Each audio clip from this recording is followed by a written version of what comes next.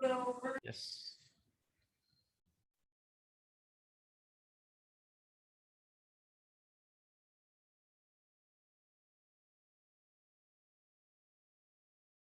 CSS, cascading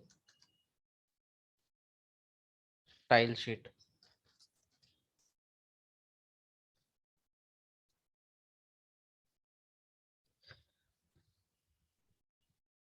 What is HTML? Why we require CSS? Required CSS. चलो, so CSS एक ऐसे library है, आप कह सकते हैं कैस्केडिंग स्टाइल शीट है, जो आपने HTML से जो भी टैग या स्ट्रक्चर बनाया है, जो भी स्ट्रक्चर बनाया है, लेआउट बनाया है, पेज जो है, आप विदाउट HTML बना नहीं सकते, विदाउट HTML बना नहीं सकते। जो भी आपका वेब पेज है वो आपको बनाना होगा HTML से ही, लेकिन उसे सजाने के लिए, ब्यूटीफाई करने के लिए, अरेंज करने के लिए यूज होता है CSS का। अगर आप अगर HTML का कोड नहीं लिखोगे, HTML से कुछ नहीं बनाओगे, तो डायरेक्टली किस पेज जो है डायरेक्टली CSS, ओनली CSS से बना सकते हैं क्या? Can we do it without HTML? हम लोग CSS से कोई पेज बना सकते हैं? No no, sir. No, it is answer no. आपको जो भी कुछ बनाना होगा, जो वेब पेजेस बनाते हैं हम लोग, वो शुरुआत का जो स्ट्रक्चर होता है HTML का यूज करना ही है। हाँ, वो स्ट्रक्चर को अरेंज, ब्यूटीफाई करने के लिए हम जो है वो CSS का यूज करते हैं। HTML में बहुत कम लिमिटेड टैग्स है जो हम लोग उसे ब्यूटीफाई कर सकते हैं। सो वो HTML is used to create web pages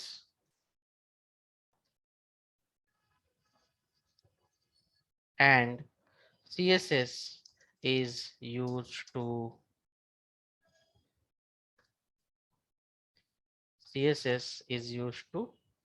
beautify or arrange arrange arrange the HTML pages। अच्छे से उसे अच्छा दिखना, अरेंजमेंट जो है, वो सारी चीजें जो है हम लोग CSS से कर सकते हैं। तो क्या आप लोगों को ये दोनों में डिफरेंस पता चला कि बिना HTML के तो आप कुछ नहीं कर सकते? आपको HTML से रॉ स्ट्रक्चर जो है वो बनाना पड़ेगा, मतलब जो कच्चा एटलीस्ट है वो, और उसे ब्यूटीफाई करने का जो काम है वो CSS करते हैं। ओके, मैं एग्जांपल भी दिखाऊंगा, हम लोग प्रैक्टिकली भी करेंगे। अभी हमें CSS में क्या सीखना है, what we need to learn. तो फर्स्ट है, हमें सबसे ज्यादा जरूरत होती है टाइप्स ऑफ CSS की, और दूसरा होता है CSS रूल्स। ये दो चीजें आपको CSS में सीखनी जरूरी होती है। कैस्केडिंग स्टाइल शीट, ये इसका जो फुल फॉर्म है CSS का, कैस्केडिंग स्टाइल शीट। ओके, यहाँ तक सबको क्लियर है? कोई डाउट है, कुछ क्वेश्चन है?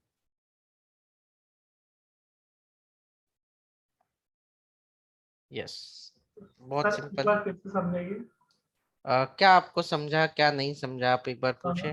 सर HTML का CSS में यूज होता है, बट कैसे होता है और वो समझ भी नहीं आ रहा है। हाँ, मतलब बस आपको ये पता है ना कि HTML के बिना हम लोग CSS यूज कर सकते हैं क्या? नहीं बिना यूज कर सकते। नहीं यूज कर सकते, बराबर। तो CSS जो है हम लोग सिर्फ अच्छे से उसे अरेंज करेंगे, ब्यूटीफाई करेंगे, लेकिन कैसे करेंगे अभी हम लोग, शुरुआत हुआ है, आगे आगे बढ़ेंगे। कितना समझा आपको कि HTML पे हम लोग CSS का इस्तेमाल करेंगे उसे अच्छे से अरेंज करने के लिए, खूबसूरत दिखने के लिए वो पेजेस। इतना समझा आपको? Yes sir. श्रीकांत, आशीष। हो सर, समझ। Okay okay. और CSS में हम लोग दो चीजें सीखेंगे। सबसे पहले टाइप्स ऑफ CSS। अभी टाइप्स ऑफ CSS बहुत ही सिंपल चीज है, थोड़ा सा आप लोगों को लगेगा कि बहुत बड़ी चीज है, but it's very very simple things. CSS के तीन टाइप होते हैं। पहला जो है इनलाइन होता है, दूसरा जो होता है एम्बेडेड, तीसरा जो होता है एक्सटर्नल, जो हम लोग आज तीनों भी करने वाले हैं। ठीक है, एक्सटर्नल। और इसमें CSS रूल्स में क्या क्या होता है? CSS रूल्स में होता है पहले सिलेक्टर, फिर होता है प्रॉपर्टीज, कोलन, उसकी वैल्यू, सेमीकोलन, प्रॉपर्टी, कोलन, उसकी वैल्यू। बस इतना ही होता है CSS के अंदर। आपको CSS रूल में सीखना है कि what is a selector, then property कौन सी है, और उसकी वैल्यूज भी कौन सी अवेलेबल है। बस इतना ही आपको CSS में सीखना होता है। ठीक है, अब हम स्टार्ट करते हैं टाइप्स ऑफ CSS में इनलाइन से। इनलाइन में हम लोग लिखते हैं, थोड़ा सा थियोरेटिकल लगेगा, दैट्स वाई। प्रैक्टिकल कुछ भी नहीं है, बहुत सिंपल है, इसलिए थियरी में पहले बता रहा हूँ। इनलाइन का मतलब क्या है? When we write code, when we write CSS code inside inside HTML tag, then it is called inline. inline inline CSS। इसका जो एडवांटेज है, इसका जो एडवांटेज है एडवांटेज है, इट हैज हाई प्रायोरिटी। बस ये हाई प्रायोरिटी लो प्रायोरिटी क्या है, आगे आपको पता चलेगा। देन डिसएडवांटेज क्या है इसका, डिमेरिट या जो भी आपको दे सकते हैं advantage, it's it's scope with in a tag only. पहला डिसएडवांटेज इसका ये हुआ। दूसरा जो डिसएडवांटेज है गाइस, ये जो HTML CSS के जिसके लिए जाएंगे ना, तो इसमें वो इंटरव्यू में पूछते हैं, so that's why I am trying to write down here. Interview के पर्पज से ये पूछते हैं। देन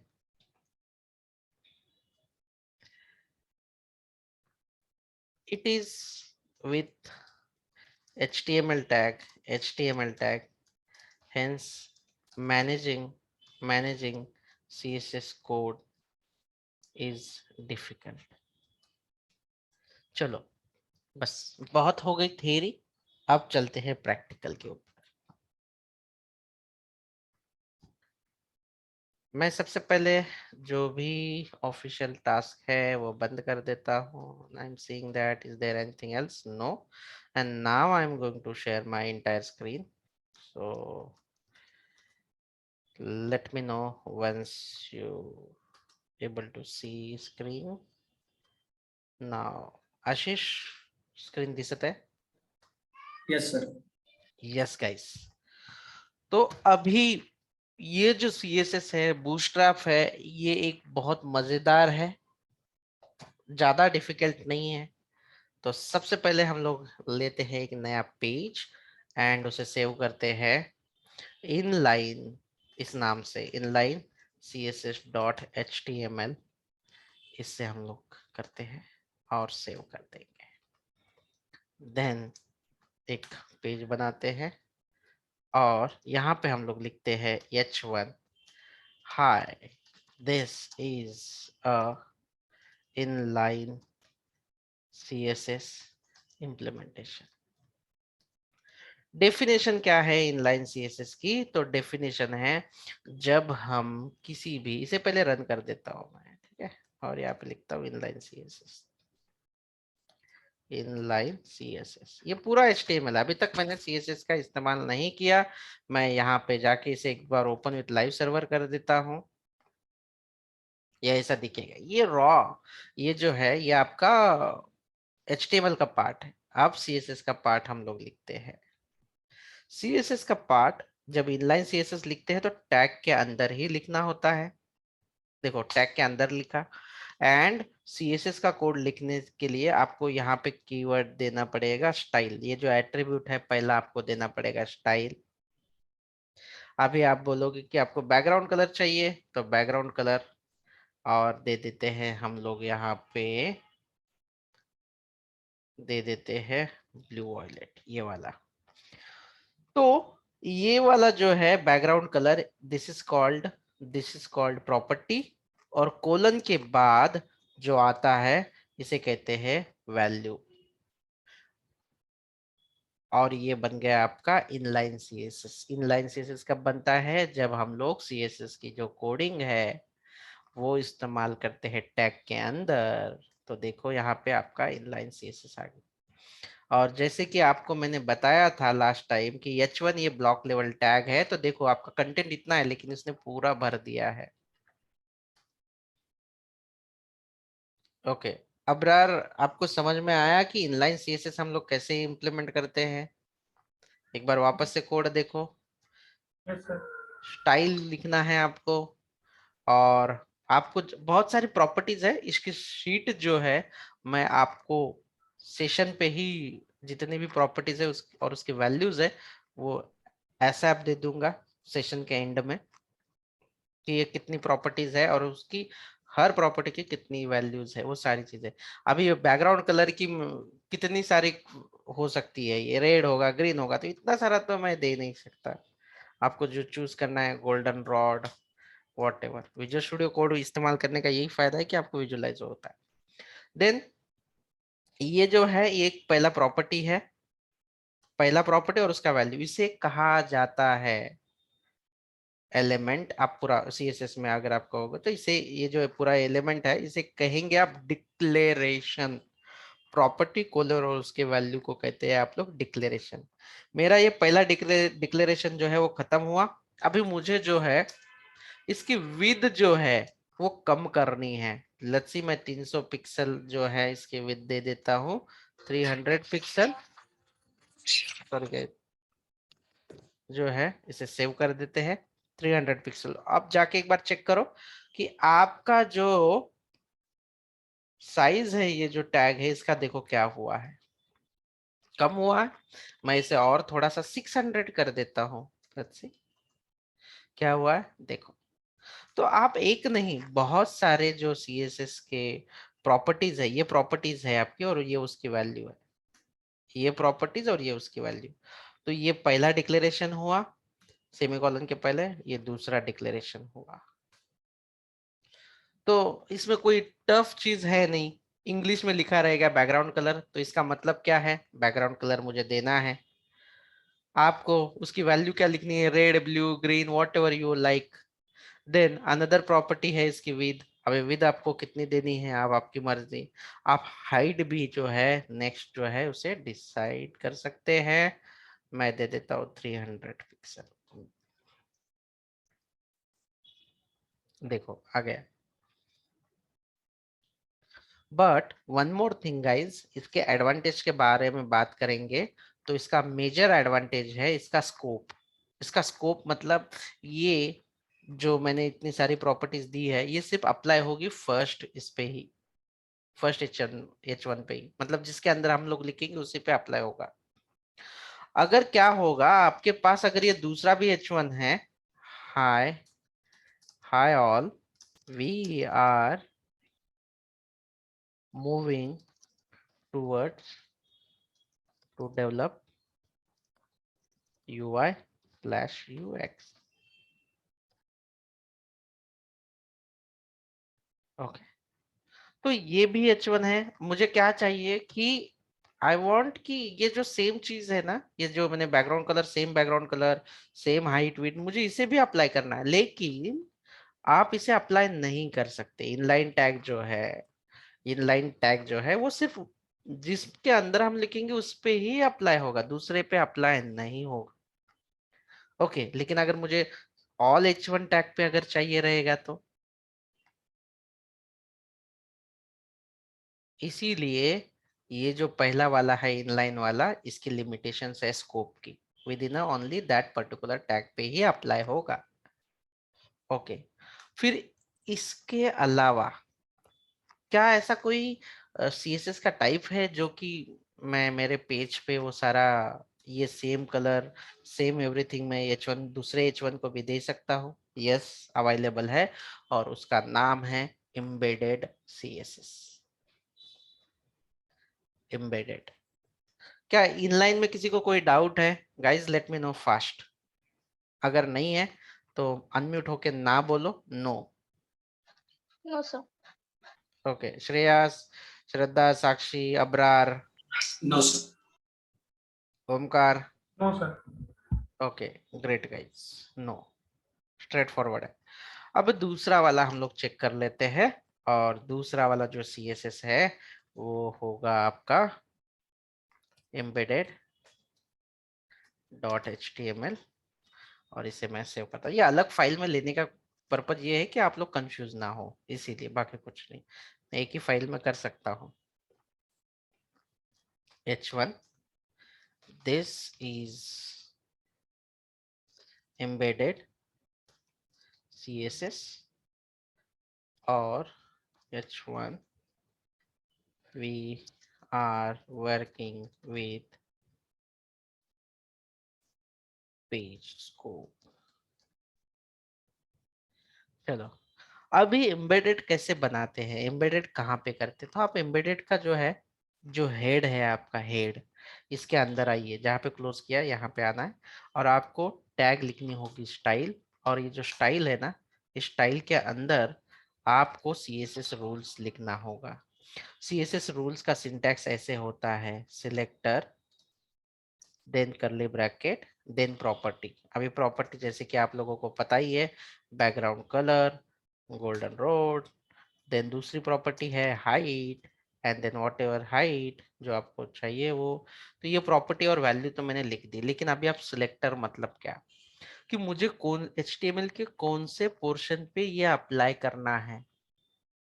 मुझे बॉडी पे अप्लाई करना है या H1 पे अप्लाई करना है? ऑब्वियसली H1 पे, तो यहाँ पे सिलेक्टर आपका होगा H1 सिलेक्टर।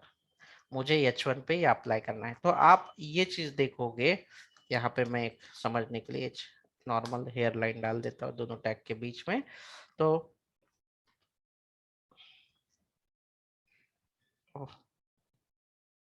इसे मैं सेव कर देता हूँ और वापस से इसे एग्जीक्यूट कर देता हूँ। H1 पे हम लोग एग्जीक्यूट करते हैं।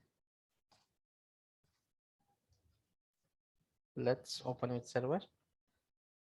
तो ये जो है देखो, दोनों में भी जो है आपको ये दिखाई दे रहा होगा कि दोनों में भी सेम जो है कलर आ गया। अगर मैं यहाँ पे उसका जो कलर है, जो टेक्स्ट का कलर है, कलर ले लेता हूँ मैं ग्रीन येलो, और एक लाइन में नहीं लिखते हम लोग, ऐसे एक के नीचे एक लिखना अच्छी बात होती है, जो कि रीडेबल फॉर्मेट होता है, ऐसे लिखेंगे। ये थोड़ा रीडेबल फॉर्मेट होता है, लाइन लिखते जाएंगे तो मजा नहीं आएगा। हाइट इसकी मैं सिर्फ 100 कर देता हूँ, दैट्स इनफ। देखो, और विद जो है इसकी, विद जो है, ये विद जो है इसकी हम लोग करते हैं 500 पिक्सल। लेट्स सी,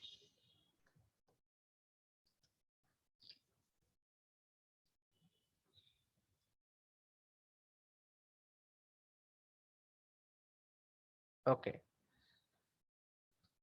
तो क्या डिफरेंस है? ये आपकी प्रॉपर्टी जो है ना, ये चेंज नहीं होगी, इनलाइन में भी वही प्रॉपर्टी रहेगी और एम्बेडेड में वही प्रॉपर्टी रहेगी, लेकिन CSS कहाँ पे लिखेंगे? ये टैग के अंदर लिखेंगे हम लोग CSS की कोडिंग, तो उसे इनलाइन कहा जाएगा। और अगर हम हेड में स्टाइल लिख के ऐसे अगर आप कोडिंग करते हैं तो इसे क्या कहा जाता है? एम्बेडेड कहा जाता है। एम्बेडेड को इंटरनल भी कहा जाता है, दोनों सेम नेम है, एम्बेडेड और इंटरनल। सो क्या आप लोगों को कोई डाउट है अभी तक guys? Shreya, Shraddha, Vivek, Abrar, Satish, Lily. No sir. Satish, आपको कोई क्वेश्चन है? No sir. It is fine और समथिंग यू आर फीलिंग कि सब कुछ ज्यादा टफ है? No sir, it is fine. Okay. Vaishnavi, Jai. No sir. Okay, बस यही होता है। बट अब आप बोलोगे कि फिर तीसरे की क्या जरूरत है? हमने एम्बेडेड भी कर लिया, यहाँ पे लिखते हैं हम लोग उसकी जो डेफिनेशन है, वो डेफिनेशन भी लिखते हैं। नोटपैड की स्क्रीन दिखाई दे रही है ना सबको? Which yes sir. where CSS code write in head section that is using style tag advantage लिख देता हूँ इसका मैं। Its scope within a page only.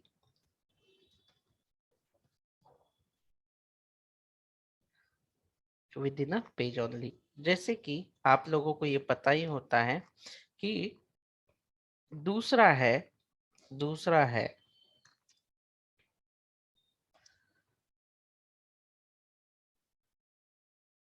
CSS and HTML code handling bit difficult in a single page। अभी आपका ये सिर्फ एक का ही मैंने कोड कर दिया है, देखो तो इतना कोड आपको दिखाई दे रहा है। अगर मैं ऐसे ऐसे करते जाऊंगा बहुत सारा कोड, तो इतना सारा CSS का हो जाएगा, आपका नंबर ऑफ लाइन बहुत होता है, और HTML का भी बहुत हो जाएगा, तो वो मैनेज करना भी डिफिकल्ट होता है। पहला प्रॉब्लम तो ये है। दूसरा सबसे इंपॉर्टेंट प्रॉब्लम ये है कि क्या आपकी जो एप्लीकेशन होती है, जैसे अगर आपकी मल्टी पेज एप्लीकेशन है, if you have the multi page application, तो आपको लगता है कि सेम CSS कोडिंग जो है, वो CSS कोडिंग जो है वो ऑल पेजेस पे इंप्लीमेंट होनी चाहिए, सेम वाली। चलो मैं ऐसे ही इसे रख देता हूँ और एम्बेडेड 2 नाम का एक पेज जो है वो क्रिएट करता हूँ। आप मुझे हेल्प करोगे प्रॉब्लम को समझने के लिए, और मैं लिख देता हूँ embedded 2.html, all files save,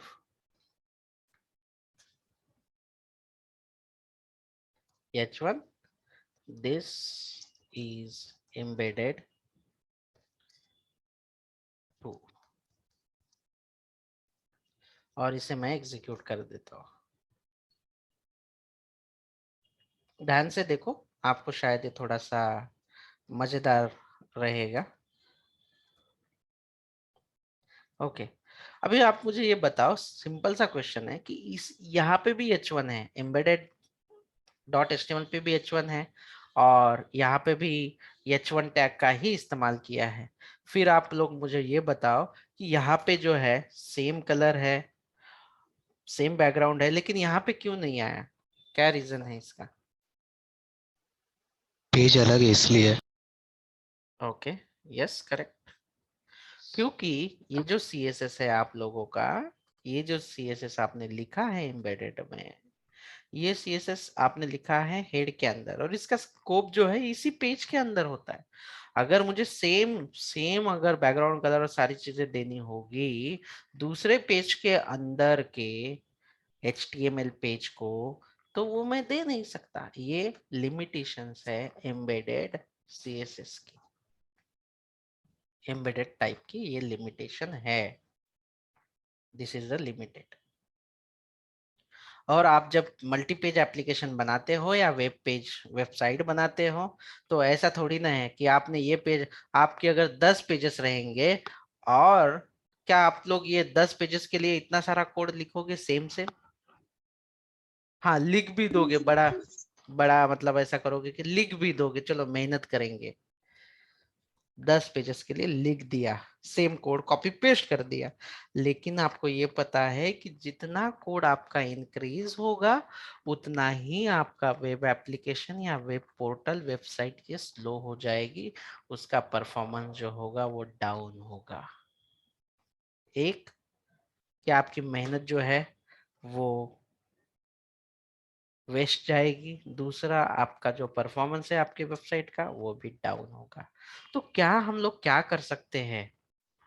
yes, हमारे पास एक तीसरा ऑप्शन है जिसे कहा जाता है एक्सटर्नल सीएसएस। एक्सटर्नल सीएसएस इसे क्यों कहा जाता है? क्योंकि इसकी नई फाइल बनाई जाती है, इसे सेव करते हैं, मोस्ट ऑफ द करके इसका नाम जो होता है वो स्टाइल ही होता है, और इसका एक्सटेंशन सेव होने का जो होता है डॉट सीएसएस होता है। चलो अबरार बताओ मुझे कि एक्सटर्नल सीएसएस फाइल का एक्सटेंशन क्या होता है? CSS। Dot C S S ही होता है, और नाम आप कुछ भी रख सकते हो but mostly style dot C S S रखते हैं, but as per the accordingly आप रख सकते हो अलग अलग जैसे आपकी प्रोजेक्ट में है। और ये सी एस एस फोल्डर में हम लोग इसे सेव करेंगे, ये पर्पज है सी एस एस फोल्डर का, और यहाँ पे हम लोग रख देंगे। पहला पार्ट हुआ। फिर जो कोड आपने ये बॉडी में लिखा है ये कट करना है आपको, यहाँ पे स्टाइल की जरूरत नहीं है, और ये वाला जो कोड आप लिखोगे यहाँ पे लिखोगे, दैट्स इट। लेकिन इतना करने के बावजूद भी ये देखो सीएसएस अप्लाई नहीं हुआ। कैसे होगा अप्लाई? तो पहली स्टेप आपने, आप एक फाइल क्रिएट किया और आपने वो यहाँ पे जो भी कोड है कॉमन कोड सीएसएस का वो लिख दिया, it is a fine.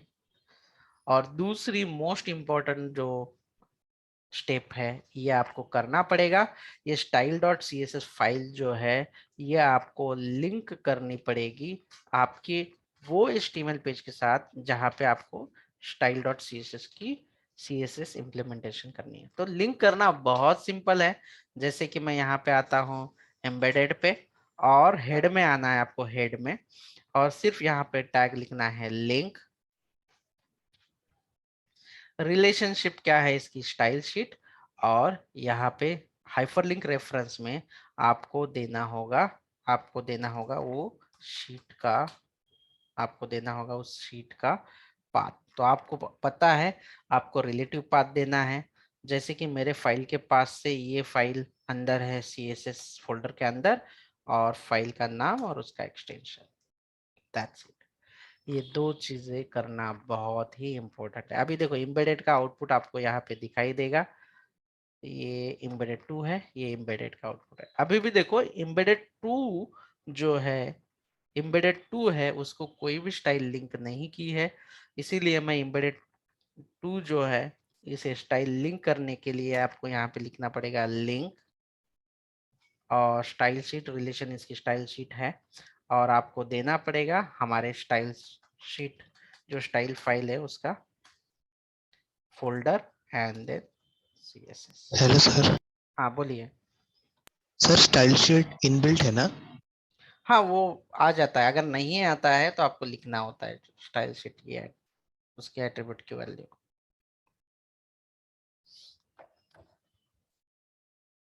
Okay, तो इस तरह से आप लोग सेम कॉमन कोड, अब इससे होगा क्या?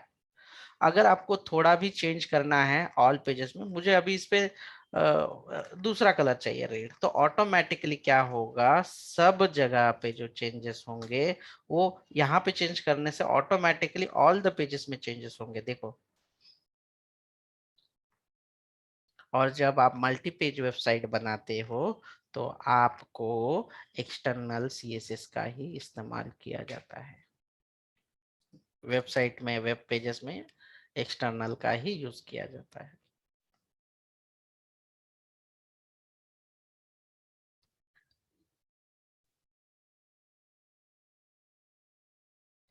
Okay. Now